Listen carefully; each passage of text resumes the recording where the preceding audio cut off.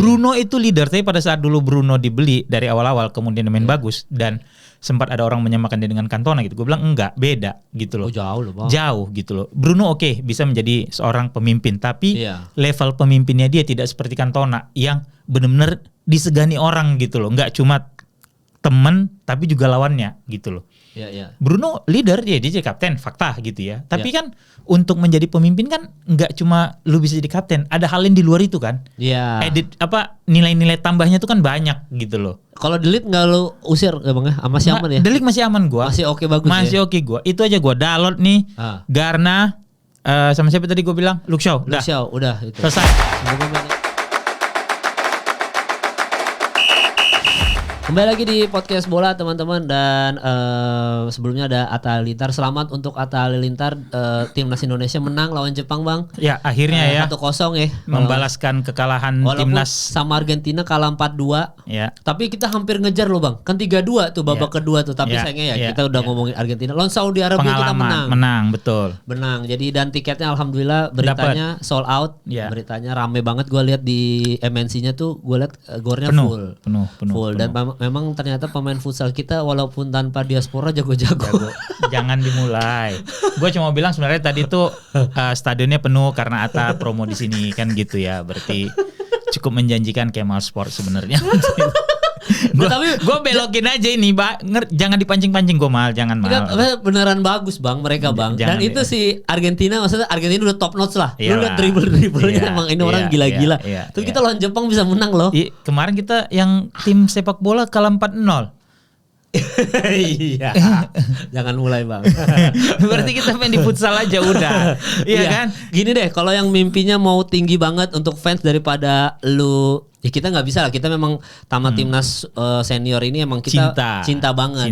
Coba kalau lu mau timnas senior ini kayaknya sulit deh kita menggapai impian tidak mungkin. Bisa di futsal ternyata. Bisa, karena cinta tak harus memiliki kan. Kayak lu Doncic kan akhirnya ke Lakers. Enggak, ini bukan basket ya? Oh iya bukan. Udah gue bahas Bang.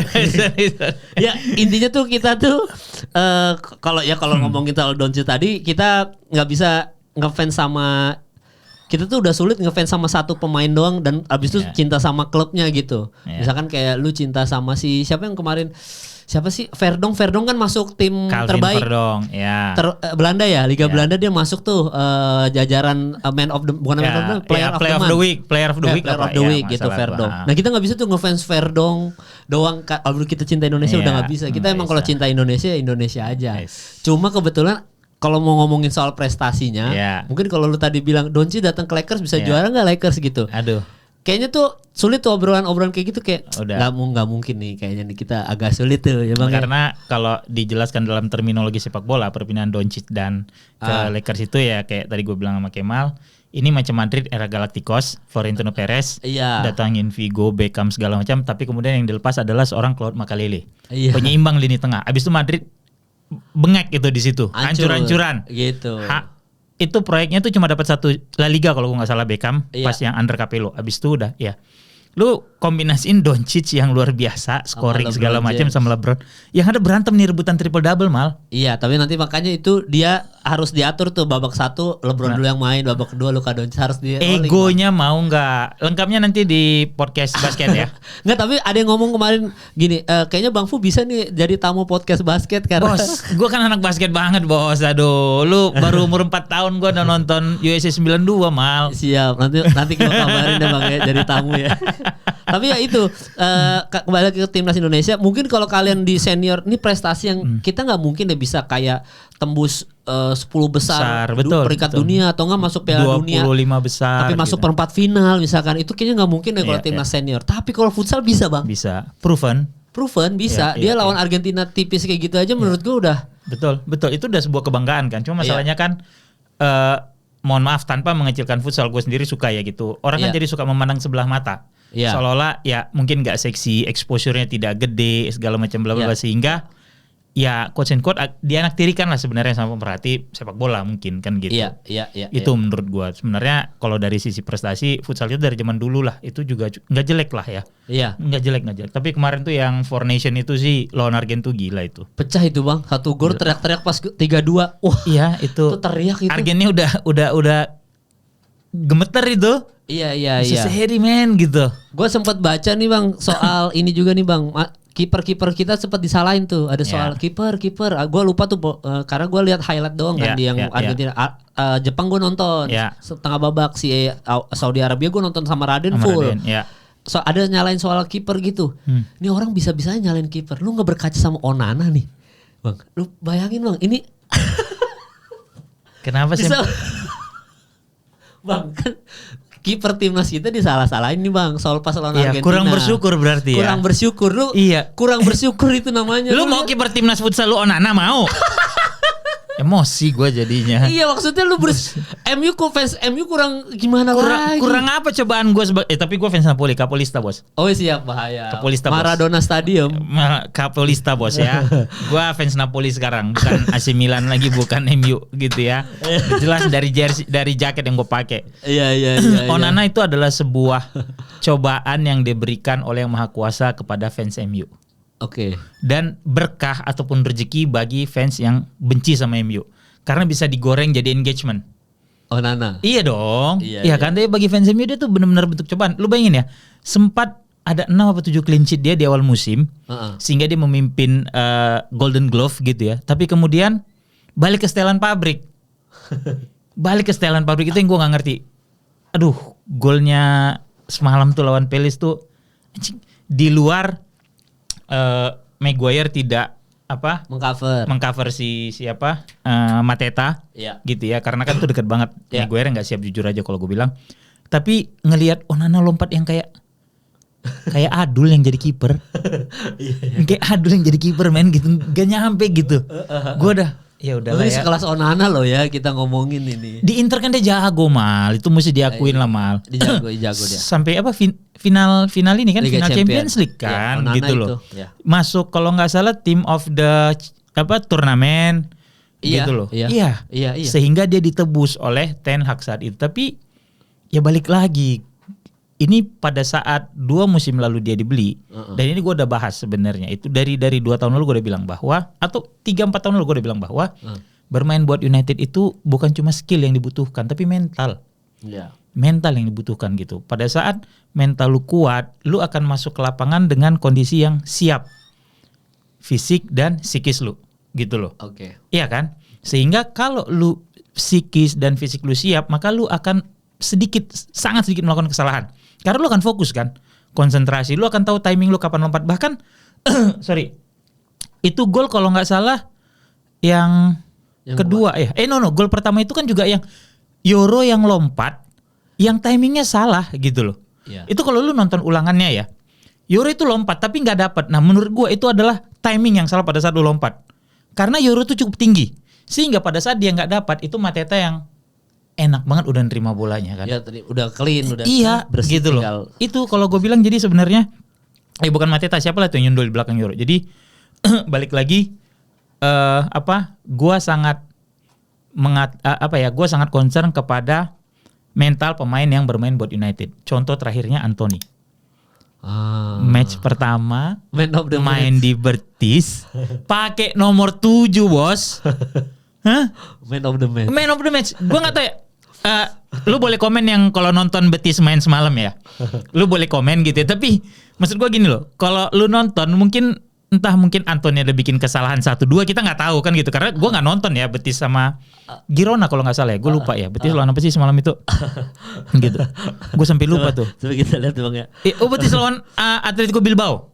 Betis lawan Bilbao gitu ya. Dia nggak bikin gol men. Iya. Nggak bikin gol, tapi bisa man of the match. Berarti lu bayangin, penampilannya berarti bagus banget kan? Iya. Sementara di United, bola yang udah depan gawangnya dia bisa dorongnya melebar gitu loh. Iya. Mental kan berarti mal. Kayak begitu keluar dari United, gue bebas, nggak ada yang akan ngebully gue, nggak akan ada yang merhatiin gue segitunya, sedetail itu segala macam bla bla bla. Iya. Gue bisa menjadi diri gue sendiri gitu loh. Ya kan semua pemain tuh jago sampai dia masuk MU bang. 10 tahun terakhir iya. Faktos. Itu fakta yang tidak terbantahkan. Ya sama kayak Lakers tadi yang gue bilang, semua pemain jago sebelum masuk Lakers. Ketemu LeBron soalnya kan. Iya. Lu gini, makanya ini yang kita bilang, kita cerita mental ya. Lu misalnya pemain bagus masuk ke Lakers, Yang lu ketemu siapa di situ? LeBron. JPR nggak lu? Piala-piala, jangan lupa bang, piala. Iya, di luar piala, lu tau egonya LeBron kayak apa kan? Iya. JPR nggak lu begitu? Anjing gua ketemu LeBron nih besok. Iya. Yang lu langsung ciut kan? Iya.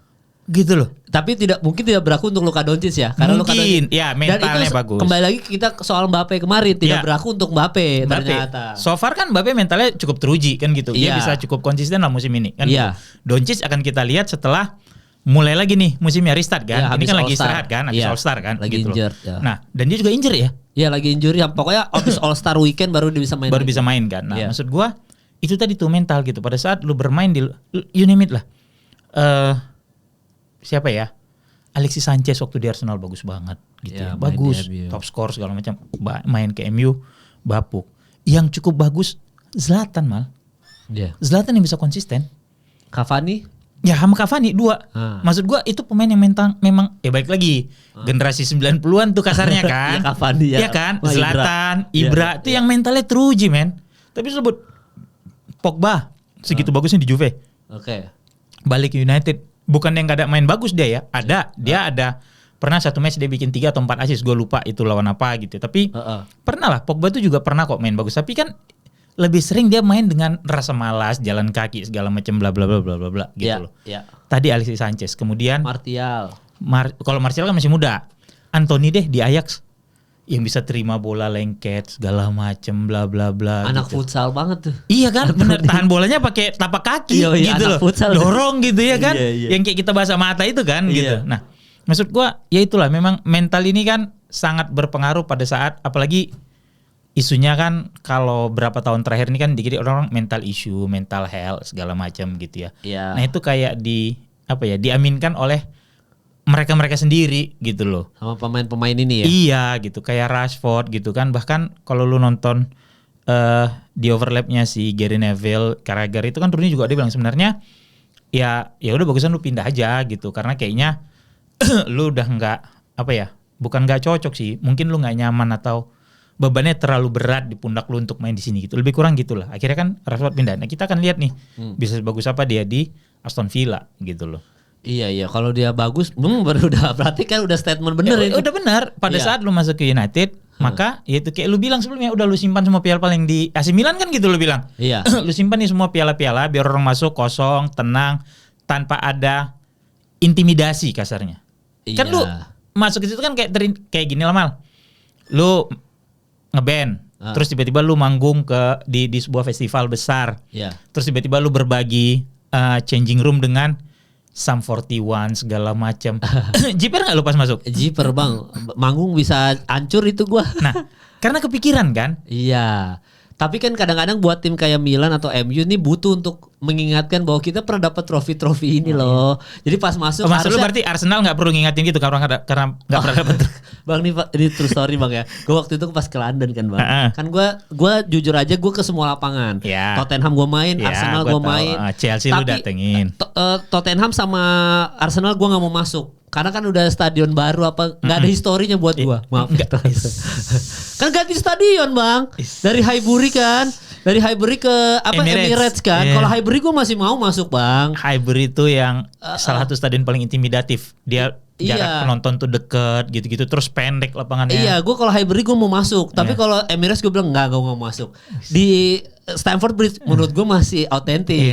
Datang lah gue masuk ke autentik. Magisnya dapat. Lu tau gak si penjaganya ngomong apa ke gue? Apa? Buat yang ngebawa ada yang turis gak? Turis. Gak ada. Kalau ada yang bawa merchandise Tottenham atau Arsenal cabut dulu. Nah, satu tuh. Terus kedua, kita kan masuk yang ke lapangan itu yang jalan lorong. Tunnel. Iya. Jadi dia tuh kayak gue lupa strukturnya gimana, tapi intinya adalah di sebelah, kalau setiap standnya Chelsea berdiri itu tuh kosong, dibikin kayak kosong. Tapi setiap stand musuh berdiri itu ada piala-piala. Jadi dia bilang supaya musuh yang antri di sini, gue dapat Liga Champion, gue dapat ini. Intimidatif kan? Intimidatif bang. Ya tapi kalau buat pemain sendiri kita ngomongin ya, kalau buat pemain sendiri emang kalau menurut gue untuk kayak MU sama Milan nih yang kita mulai terkikis nih sama generasi Manchester is blue, Milan is blue, segala macam. Itu tuh kebanggaan untuk gue pernah dapat ini, lu masuk tim besar loh ini. jangan bercanda ya gitu. Nih gue lihat nih trofi-trofi gitu. Tapi ya bener kalau mentalnya udah jelek lah, langsung hancur. Gue juga nggak terlalu yakin dengan Patrick Dorgu yang barusan dibeli gitu ya. Iya bagus itu bang. Ya Lecce, gue nggak pernah nonton Lecce men, jujur aja. Dia Lecce. Gitu loh. Iya, dia di Lecce. Terus kemudian pemain muda Arsenal tuh Heaven. Iya. Yang dibeli juga gitu. Gue nggak tahu nih. Nah ini kan pas kita take ini. Jam 6 ini terakhir deadline kalau gue nggak salah ya. Deadline transfer tuh hari ini jam 6 gitu. Justru Milan yang beruntung di jendela transfer menurut gue dengan membeli seorang Kyle Walker. Iya, sama Jimenez kan udah here we go kata Fabrizio Romano. Udah bang, di Feyenoord tuh kan? gacor bos. Dia di Champions League aja ada 5 gol men. Itu dia. Iya kan? Iya. Dan Milan ketemu Feyenoord pula nanti. Iya. Dan di Champions League main udah bisa main buat Milan kan bangke banget ya. Tapi udah boleh main gak ya? Kan dia belum daftarin bang, boleh ya kalau gitu ya? Udah boleh dong. Pokoknya begitu ini selesai kan langsung daftarin udah boleh dong. Kan ini buka sama kayak transfer di Juni-Juli kan. Oh iya, hitungannya benar-benar. Itu Milan sih gila ya gue bilang beli Jimenez.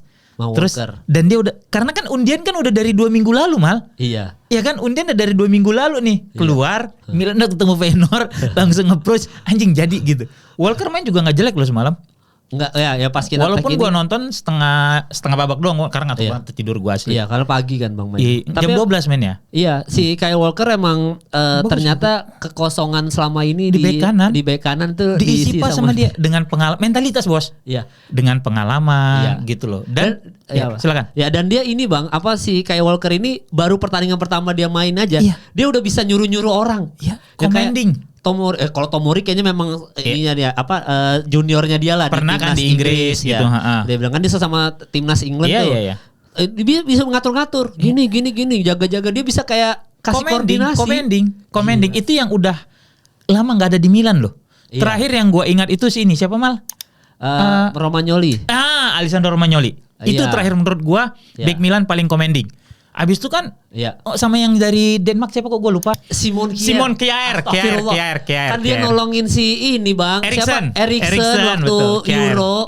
Waktu yang Eriksen itu kan hampir kolaps dia meninggal. Pertama abis itu main Denmark ngelilingin semua tuh nutupin segala macam. Terus dia dapat penghargaan endingnya. Simon Kjaer betul. Kan dia kan Romagnoli, Kjaer ya kan. Nah terus pada saat semalam ngelihat si Kyle Walker main ya kayak tadi kata Kemal kan. Dia bisa nyuruh-nyuruh, commanding. Sosok itu yang gak ada bos. Iya. Dan dia bisa begitu kenapa mal?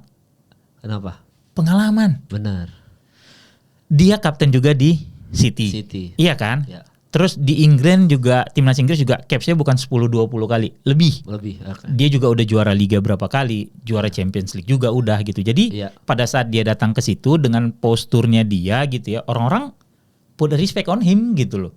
Iya dan dia Inter gak bisa nyetak gol loh dari sisi dia. Gak ada, bukan sisi kanan gitu kalau menurut gua. Gak bisa nyetak gol. Gak nembus. Golnya Inter sama kayak golnya yang lu MU bilang, cuma bola muntahan terus habis itu dihajar. Dapat situ kan dia di bounce pakai dada. Langsung tak gitu doang, Bang. Betul. Bukan bola yang skema yang bagus gitu. Iya. Emang menit terakhir udah gak fokus aja. Iya. Itu udah gitu doang. Gua Milan menurut gue di transfer Januari ini cukup bagus ya, walaupun cuma 2 ya, seingat gue kan. Iya, Walker sama Jimenez doang gitu loh. Tapi 2 ini adalah sesuai dengan kebutuhan Milan. Karena striker Milan juga kan sekarang siapa mal? Leo tuh bukan striker mal. Morata udah diusir lagi bang. Morata kan dicabut. Iya kan? Ke Sociedad. Ke Fenerbahce. Galatasaray. Pokoknya Turki lah, gue lupa gitu Galatasaray. Iya gitu. Maksud gue Milan kan gak punya striker lagi gitu loh. Leo bukan striker, Pulisic juga. Tammy Abraham. Captain. Ya Pulisic ya. Iya. Pulisic juga kan mainnya ya Tammy Abraham paling. Tammy Abraham kan kalau gue nih bukan seorang striker yang apa ya kelasnya kayak Bierhoff gitu-gitu enggak bisa, gitu loh. Enggak. Emang dihujat terus sama fansnya gitu. Milan. Iya gitu. Jadi ada yang muda bang yang bagus Camarda. Iya Camarda, cuma kan masih terlalu muda mal. Ya 16 tahun, 17 tahun. Iya, dan menurut gue juga enggak mungkin Conceição kasih dia kepercayaan untuk rutin main musim ini, rasa gua enggak. Nah, pembelian Jimenez itu menurut gua bagus banget buat Milan. Menurut gua ya gitu. Iya, cuma tinggal mentalnya aja kuat enggak pressure gitu, sama kan jeleknya Milan itu selain tadi lu bilang pressure tim besar, medianya terlalu. Iya. Ya karena ya Milan tuh kan kayak Milan, Juve, terus Inter itu kan kayak MU di Italia. Iya. Yang enak nih digorengnya gitu. Mau siapa lagi gitu? Lu mau goreng Lecce nggak kena kan? Mau goreng Bolonya kan nggak kena gitu loh. Goreng Atalanta juga nggak kena gitu loh. Walaupun Atalanta di atas kan gitu. Iya. Itu nah kalau United sendiri, gue sih berharap Dorgu itu pemain yang bagus dan mentalnya kuat gitu. Apalagi dia dibeli let's say benar-benar di bawah rezim Amorim ya. Iya ya, gitu. Walaupun ini udah mulai ini lagi Bang ya, Amorim ini udah mulai hashtag out lagi nih Bang, anjing nih fans. Udah gue bilang kemarin, lu sambil boker nih di Gabon, Pantai Gading gitu ya, di Maldives gitu ya, Amorim out gitu. Anjing. Tapi emang apa yang dicapai oleh United saat ini kan sebuah pencapaian terburuk. Iya. 7 kali kalah di kandang. Dan ini potensi degradasinya besar lagi isunya kan. Iya, tapi kalau degradasi walaupun kalau degradasi United ya udah ya bodo amat gitu, maksud gua. Mungkin perlu perombakan besar-besaran lah. Lu mungkin perlu dikasih cobaan yang berat untuk bisa sukses gitu mungkin. Untuk sadar gua. Ya. Iya, untuk sadar. Lu perlu benar-benar dipukul sampai KO gitu kan, baru kemudian lu oh ya gua harus begini gitu kan. Jadi kalau degradasi menurut gua masih jauh lah ya. Masih jauh, tim ini masih bisa survive gitu ya. Tapi kalaupun degradasi ya udah gitu. Nah, balik lagi tadi United tuh kalah 7 kali di kandang kalau nggak salah gue musim ini. Itulah pencapaian terburuk sejak tahun 1890 berapa gitu loh, Mal. 1800. Iya, Mal. 7 kali kalah di kandang. Jadi orang tuh sekarang nih yang gue tahu nih, gue dapat kabar dari teman-teman di Inggris gitu ya. Oh, siap. Tim-tim di Inggris tuh sekarang kalau bisa sisa matchnya maunya main di Old Trafford semua. Jaminan menang soalnya kata mereka. Iya, soalnya dari 1800 sih Bang. Iya. Bang, itu orang perang dunia Hitler aja belum kepikiran. Belum ada, iya. Belum kepikiran kita perangin apa ya gitu. Makanya gue bilang, maksud gue ini mah udah pencapaian terburuk United ini menurut gue. Oh, sampai main gitu-gitu ya. Ampun. Cuma Bang soal Amorim Bang, kan gue udah mulai baca hashtag Amorim out ini udah mulai keluar nih Bang ya. Iya. Lu kan pakai jersey Napoli nih. Iya.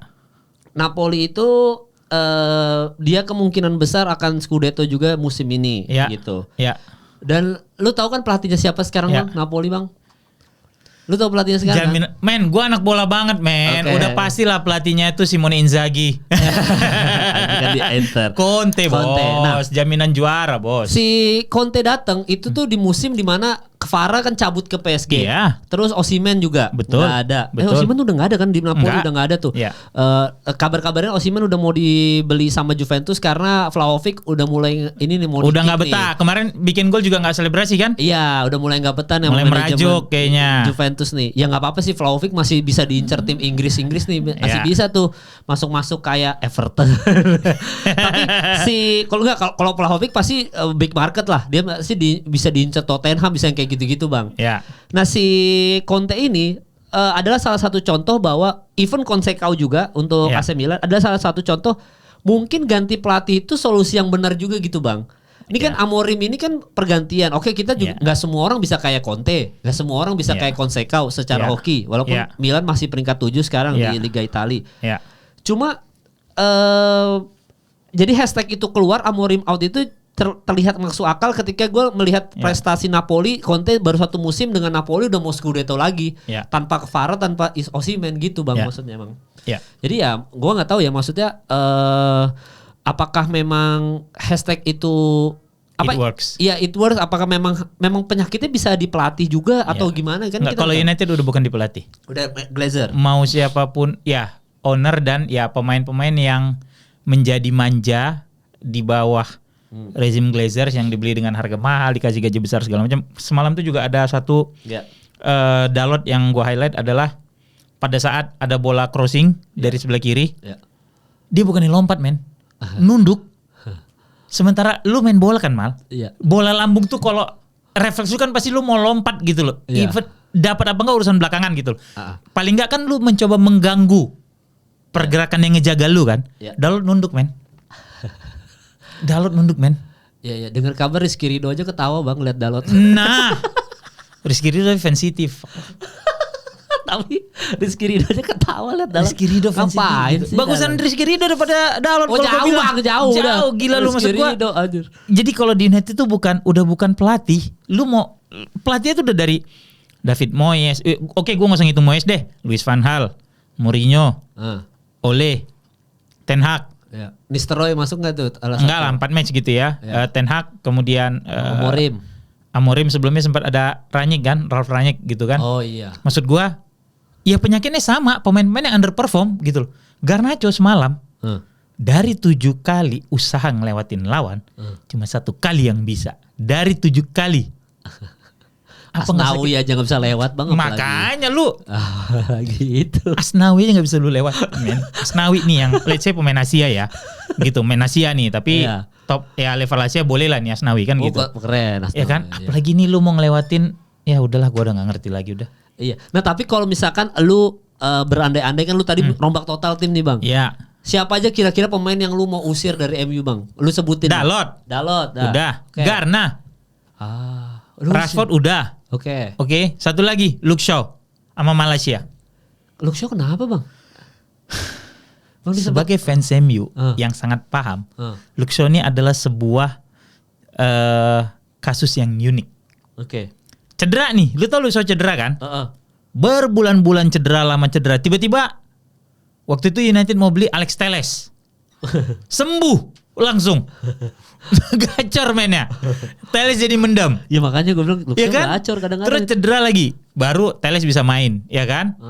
Kemudian mau tim Inggris mau main di Piala Eropa, sembuh tiba-tiba. Gacor lagi. Main bagus lagi Piala Eropa kan gitu. Bagus dia. Gitu ya siklusnya. Terus akhirnya Telles dijual. Kemudian dapat kabar mau beli Reguilon. Sembuh lagi doi. Reguilon tuh. Sembuh lagi doi. Main lagi ya kan. Set bagus. Akhirnya Reguilon gak jadi beli, cuma di loan. Loan selesai dibalikin ke Spurs, cedera dia. Kan anjing. Udah nih. Kasus terakhir nih mau beli Malaysia. Sembuh awal-awal musim. Malaysia pas cedera. Abis itu begitu Malaysia main, dia lama hilang, Malaysia cedera juga. Sementara bek kayak Alvaro Fernandes sudah dipinjamkan keluar. Selesai United gak punya bek kiri saat itu kan, sampai Sofyan Amrabat jadi bek kiri gitu ya. Iya. Kasus terakhir nih, begitu si Dorgu ini mau dibeli, baru dia terbang dari Lecce ke Manchester untuk medical check up. Tiba-tiba latihan pagi Shaw udah ada. Anjingnya orang. Soalnya menurut gue Luke Shaw tuh oke bang. Iya, gue setuju. Dia bagus gitu. Tapi maksud gue kan, mau lu apa sih Nyet gitu loh. Lu kayak mungkin nih ini jadi apa pemikiran buruk gue ya. Dia sakit hati sebenarnya sama United. Karena dia cedera parah pada saat bela United kan. Yang di-tackle sampai patah. Itu under Van Gaal. Ya walaupun tetap kan diurusin sama klub segala, tapi kan anjing lah, gara-gara gue main buat MU gue jadi cedera parah, gue gak bisa gini-gini nih. Gue bunuh nih klub dari dalam, bisa jadi mal. Jangan dia bang yang merusak sih. Begitu Luke Shaw keluar baik orang sih. Maksud gue bisa dia sakit hati mal. Anjing lah, itu masih muda banget kan dia. Iya benar. Yang ditekel sama main PSV. Itu udah kayak gue pas lihat Luke Shaw main, anjing ini masa depannya cerah juga ya, back dari main di Southampton. Terus dibeli itu jadi remaja termahal saat itu di Inggris. Dia mainnya bagus, speednya paling salah satu yang pemain salah satu back dengan speed paling kencang saat itu. Iya bang, oke bang. Kontrol bolanya oke gitu ya. Gue waktu zaman Luke Shaw awal-awal bang ya, gue lebih megang dia daripada Kyle Walker gue. Iya. Gue lebih megang. Wah gila lu. Tapi ternyata begitu longevity-nya malah Kyle Walker yang bagus ya malah. Karena itu rasa gue karena patah kakinya pas main buat United gitu ya, terus dia ngerasa wah hancur hidup gue gak bisa main panjang, wah gue tikam, gue tusuk nih klub dari dalam gitu. Itu lah bang, jangan-jangan dia yang bocorin sarana line up gitu-gitu aja bocorin tuh tadi nama dia.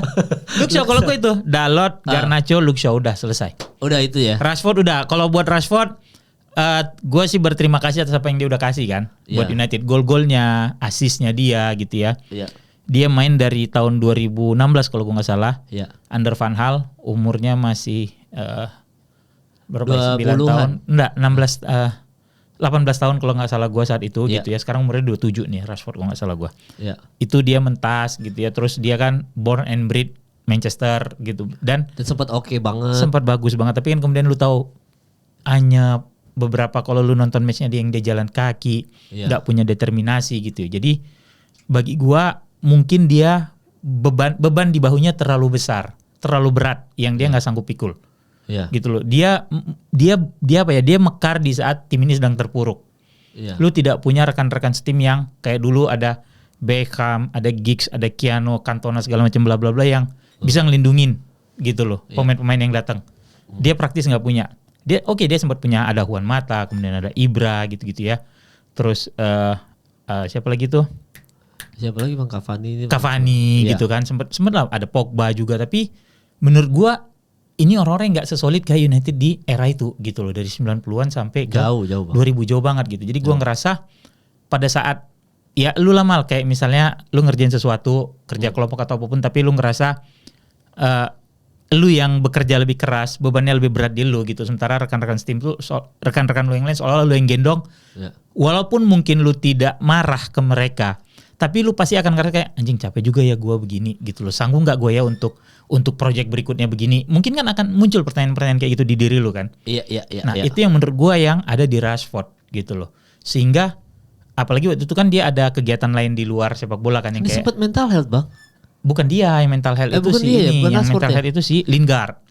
Bukan yang Rashford pernah mau vakum itu loh. Bukan Rashford bukan. Dia itu yang ngasih makanan ke dia charity. Itu keren kan gitu. Dipuji semua orang. Dipuji semua orang. Jadi maksud gua mungkin jadi ke distract juga fokusnya dia gitu loh. Mungkin ya. Bukan gua tidak suka dia melakukan hal baik gitu ya. Tapi kan ya kita kan gak pernah tahu fokus orang Mal.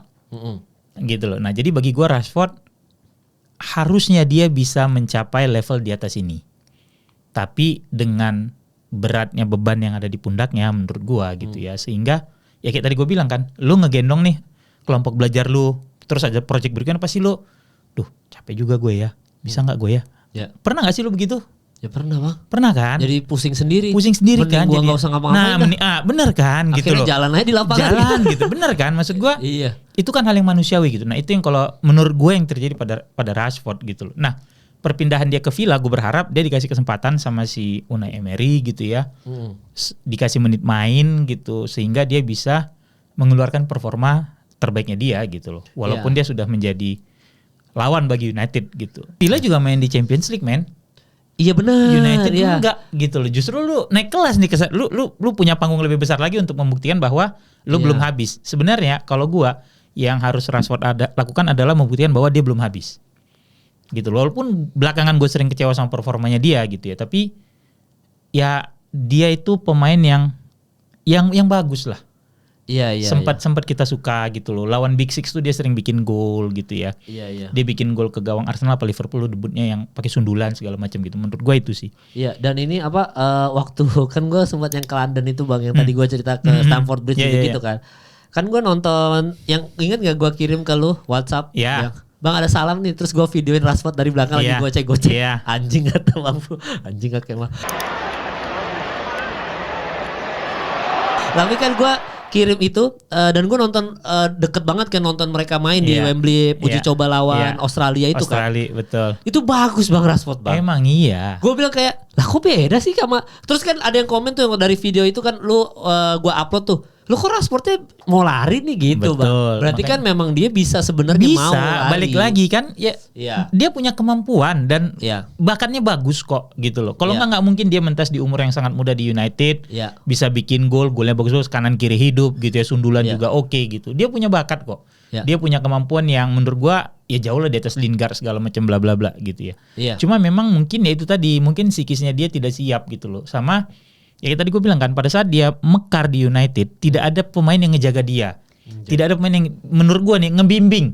Jadi seolah-olah lu dikasih tanggung jawab untuk mengangkat nama Manchester United yang sedang terpuruk. Nah itu kan untuk anak usia muda kan bukan satu hal yang gampang. Plus mungkin waktu itu kan main sama Lingard, sama Pogba, joget-joget lah, dap apa segala macam. Nah pergaulan di luar sepak bola mulai yang ngedistract lagi, mungkin dia ngerasa nyaman, gayanya begitu-begitu gitu loh. Iya makanya kalau tadi dia jadi masuk Milan itu lumayan shock culture tuh, nggak bisa dia betingkah. Nggak ada. Dikeplak sama Kyle Walker bos. Iya bahasanya juga udah mulai. Iya. Ya ada Kyle Walker ya, lu jaga sikap lu. Di sini ada Tomori juga nih. Ada Tomori juga nih gitu. Jangan bikin malu orang Inggris, lu bisa digituin sama Kyle Walker kan? Iya benar. Lu tahu mafia Itali kan gitu ya. Iya jangan macam-macam lu kalau lu. Jangan gitu. Lu joget-joget TikTok. Enggak usah joget-joget TikTok. Dikasih gitu. Pizza meninggal lu. Pizzanya dikasih arsenik gitu. Mungkin kalau MU punya Stones mungkin ngaruh enggak Bang ya? Kalau dia ada Stones di situ ya. Iya mungkin. Untuk dia ngebimbing Stones kan lumayan cukup senior lah hitungannya lah. Cukup commanding lah kan. Kan itu yang gak ada di United saat ini kan. Bruno itu leader, tapi pada saat dulu Bruno dibeli dari awal-awal kemudian main bagus dan sempat ada orang menyamakan dia dengan Cantona gitu. Gue bilang enggak, beda gitu loh. Oh, jauh loh, Bang. Jauh gitu loh. Bruno oke, bisa menjadi seorang pemimpin, tapi level pemimpinnya dia tidak seperti Cantona yang benar-benar disegani orang gitu loh. Enggak cuma temen tapi juga lawannya gitu loh. Bruno leader dia jadi kapten, fakta gitu ya. Tapi kan untuk menjadi pemimpin kan nggak cuma lu bisa jadi kapten, ada hal yang di luar itu kan. Edit nilai-nilai tambahnya tuh kan banyak gitu loh. Kalau De Ligt nggak lu usir ya Bang ya? Masih aman ya? De Ligt masih aman gua. Masih oke bagus. Masih oke gua. Itu aja gua. Dalot nih.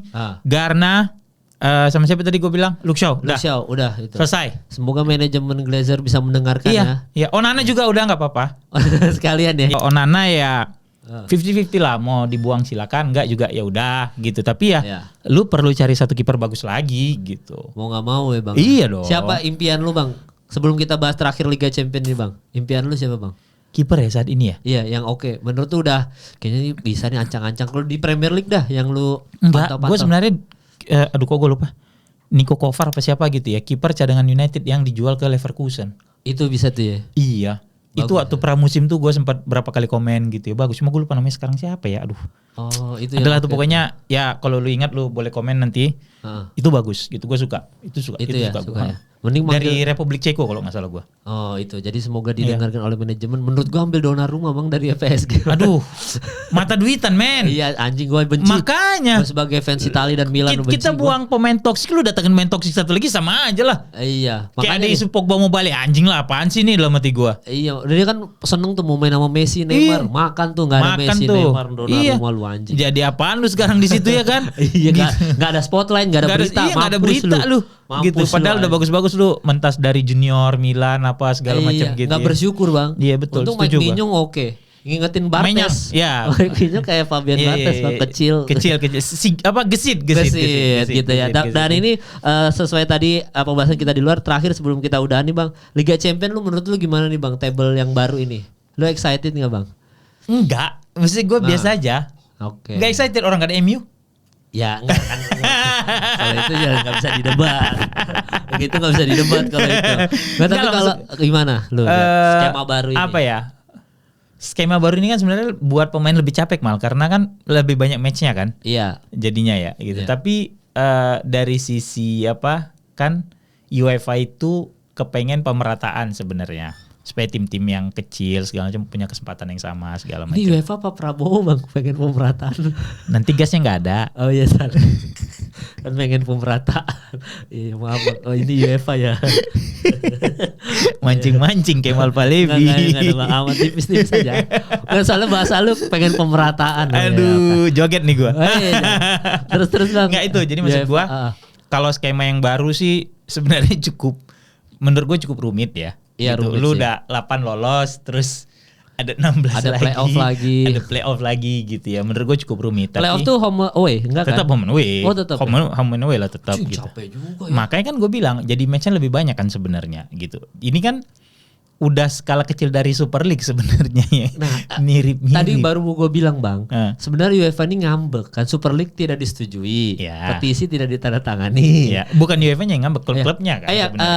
Kan tapi Madrid, mereka yang ininya kan inisiator. Ya Madrid salah satu inisiator lah Madrid, gitu. Barcelona, City. Nah tim-tim besar ini kan inisiator, tapi tim lain kan nggak mau ikutan nih, nggak mau tanda tangan kan. Betul. Sehingga mereka tuh ngambek, ya udah gue bikin capek lu semua sekalian. Nah, itu kayaknya gitu. Terus mungkin di lobby ke UEFA gitu ya. Iya. Terus ya mungkin win-win solutionnya ya UEFA kan mungkin nggak mau juga kehilangan klub-klub besar mungkin ya menurut gua kan gitu. Iya. Ya udahlah kita bikin formatnya berubah nih ya, Champions League ya gitu. Karena semakin banyak pertandingan yang dilakukan, duit semakin banyak. Nah, dan kita tahu betapa korupnya federasi kan? UEFA federasi ya mal sorry ya. Betapa korupnya federasi di Eropa UEFA itu. Kan F-nya federasi Bang. UEFA federasi. Iya. Gitu. Jadi maksud gua ini cuma skala kecil dari kelicikan iyalah mereka supaya tetap dapat duit tapi pemain yang jadi sapi perah kan sebenarnya. Iya, belum mereka harus buat nation. Betul. Belum lagi Nation League gitu maksud gua. Iya, kurang ajar ini. Iya, gitu. Ya makanya Premier League tuh menurut gua dari semua liga Premier League yang paling capek. Lu udah enggak usah FA Cup lagi. Enggak ada. Ya bukan Lah masalahnya kan kalau di Italia cuma ada Coppa sama Liga. Ya udah. Spanyol Copa del Rey sama Liga. Iya. Ya Inggris kan ada FA, IPL sama Carabao 3. Iya Carabao yang nggak usah 3. Carabao. Harusnya Carabao udah nggak usah kan. Iya. Gitu. Tapi balik lagi kalau Champions League tadi, ya mungkin orang akan melihat, lebih seru nih kayak Madrid ketemu City udah di babak awal gitu kan ya. Sementara dulu juga bisa aja tuh ketemu di perempat final kalau beda grup tapi kemudian ada yang jelek gitu kan. Ya bisa, nggak itu aja apa dulu kalau Italia ketemu Italia jangan dulu deh. Iya, nah kalau sekarang udah enggak. Dari gitu. berapa tahun terakhir kan Italia ketemu Italia juga. Betul. Beberapa gitu. udah nama-nama besar kayak tim yang udah besar gitu lah. Ini udah ketemu sama tim besar nih awal-awal. Iya. Sudah satu grup nih mereka. Betul. Grup neraka. Udah grup neraka ketemu lagi ya kan. Iya, jadi udah nggak ngaruh sebenarnya. Udah. Kalau gue sih udah nggak terlalu excited sebenarnya ya. Tapi ya udahlah. Ya nonton aja kalau gue gitu. Bukan karena United yang nggak main ya. Toh bagi gue Europa League juga ya gue tonton aja juga. Tapi itu tadi udah terlalu banyak matchnya tuh bosen juga lama-lama malah menurut gue. Iya boring ya. Boring gitu loh. Iya, mending kita mantau Rashford di Aston Villa Liga Champions bang. Tahu-tahu 5 gol. 5 gol nih. Aston Villa ketemu siapa sih di Champions League? Tunggu lu. Iya gue baru ngeliat dia masuk Champions League. Champions League Aston Villa. Bentar ya, bentar. Ini ya. Bentar ya. Cek dulu ya. Tadi gue posa Liga Champions mana nih? Nih, tunggu dulu. Gue juga penasaran. Lille.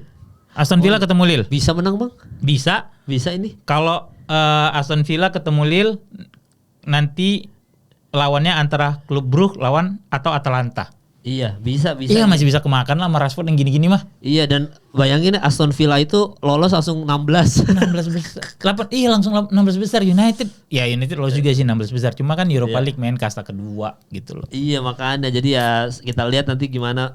Mending kita mantau Rashford di Aston Villa ya. Sama dia bisa kemungkinan ketemu Atalanta juga nih, seru nih kalau ketemu Atalanta. Kalau ketemu Atalanta kan seru itu. Atalanta tadi kemungkinan besar bisa menang nih lawan klub Brugge nih, Belgia nih. Iya, Atalanta peringkat baru sih sekarang 2-3 ya? Gue lupa. Di Italia 1 Napoli, 2 Inter, 3 Atalanta. 3 benar kan? Iya, 4 itu Juventus tapi masih ada potensi di salib Fiorentina. Sama Fiorentina di bawahnya. Iya, De Gea. Iya, De Gea lagi bagus. Nah, De Gea dah. Iya, lagi bagus. Setahun gak main di Fiorentina tuh ya kayak kemarin kita bahas sama Atta kan gitu, mental men. Dan MU banyak yang bilang, ternyata De Gea tuh penting ya gitu. Komennya gitu kan. Emang biasa kan kita gitu sama mantan ya Mal. Iya, benar. Fakta menarik Bang, DT Kelare kan dari klub Brugge. Iya. DT Kelare itu gue suka tuh. Iya, klub Belgia kan itu kan. Pokoknya Reinders dia. Iya. Terus Theo itu gue suka tuh. Iya, makanya kita lihat nanti gimana serunya ini, karena kan semakin seru semakin banyak topik yang kita bahas. Yes. Satu lagi terkait Kyle Walker. Kenapa tadi gue mau sedikit bahas beberapa pemain Inggris itu yang dari PL pindah ke Italia bisa sukses. Karena pendekatan permainan. Di Inggris mereka terbiasa dengan kecepatan yang tinggi, speed. Italia lebih lambat kan malah mainnya. Lebih possession segala macam, sehingga pemain-pemain yang kayak McTom, terus even Chris Smalling gitu ya. Bahkan Kyle Walker nih pemain yang punya kecepatan bisa jadi banget dia di Milan gitu loh. Bisa jadi. Dan ini punya speed gitu. Dan itu kalaupun mereka ketemu Liga Champion lebih lambat lagi pace-nya kan. Iyalah. Kalau ketemu Eropa daratan memang lebih lambat. Jadi lu bayangin, lu udah nggak main di Liga Premier League kan, udah nggak main di liga yang kick and rush yang kencang, lu main di Liga Italia yang lebih santai. Lu main ke Eropa Liga Champion juga ketemu tim kayak Feyenoord lebih santai lagi. Iya, betul. Ya, jadi emang Liga Inggris aja yang bikin capek emang. Makanya jadi Inggris bagus nggak usah ada liga lah ya. Jangan Bang, udah tetap butuh kita Bang. Karena kan penikmatnya paling banyak sekarang. Liga ini. Tapi penikmatnya lebih banyak. Kok yang menang itu aja?